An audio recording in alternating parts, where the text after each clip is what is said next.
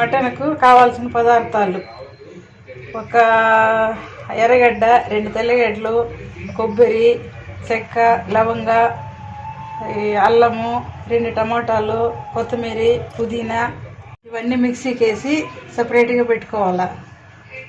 Mutton పసుపులో క్లీన్గా కడిగి సపరేట్గా పెట్టుకొని ఆయిల్ వేసుకోవాలి.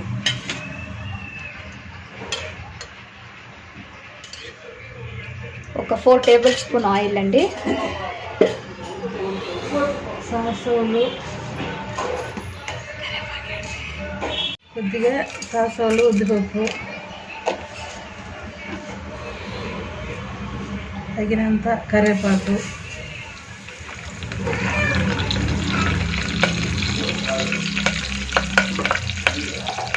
సో ఇలా ఇది వచ్చేసి మటన్ ఉడికించుకోవాలండి.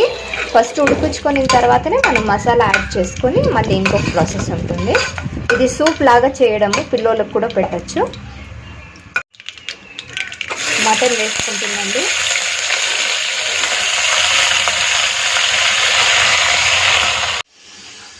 రాయల్ ఉప్పు వేసుకుంటుందండి. మీకు రుచికి సరిపడంత వేసుకోండి. సూప్ లాగా రెడీ చేసుకుంటున్నానండి. ఇందులో టమాటో, కొంచెం ఎర్రగడ్డ, కొంచెం పసుపు, ధనియా పౌడరు, మిరప్పొడి, తెల్లగడ్డ, అట్లా కొంచెం పెప్పరు, సాల్ట్ ఇవన్నీ వేసుకొని ఉడికించుకుంటున్నాను. సూప్ మారిగా కూడా మీరు పిల్లలకి ఇచ్చేసి పెట్టచ్చు.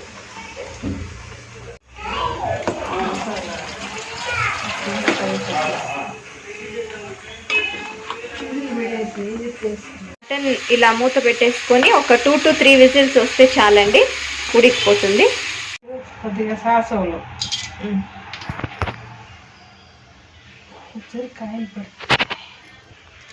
కొద్దిగా కరివేపాకు,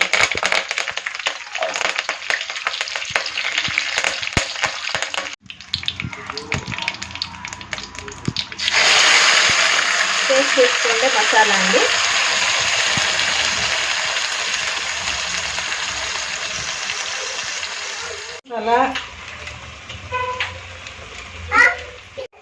mutton masala 2 table spoon garam masala, 2 table spoon mutton masala. 1 kg మటన్కి అయినట్టుగా చేస్తుండేదండి. సో 2 టేబుల్ స్పూన్ ధనియా పౌడర్, మిరప్పొడి, కారం ఎక్కువ కావాలంటే 3 స్పూన్లు. మేము కారం ఎక్కువ తీసుకుంటాం కాబట్టి సో ఒక 3 టేబుల్ స్పూన్ వేసుకుంటున్నామండి. మీకు కారం కావాలంటే తగ్గించుకోవచ్చు. రాళ్ళుప్పు. మసాలా బాగా ఫ్రై చేసుకోవాలండి. పచ్చివాసన పోయేంత వరకు మనం ఫ్రై చేసుకోవాలి. ఇప్పుడు ఉడికించుకున్న మటన్ రెడీగా ఉందండి.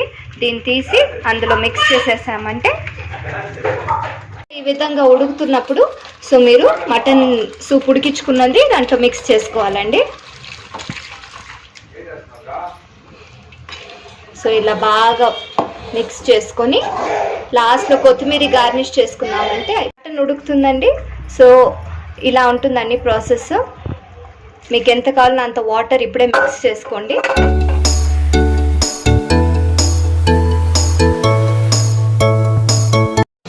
మటన్ రెడీ అయింది.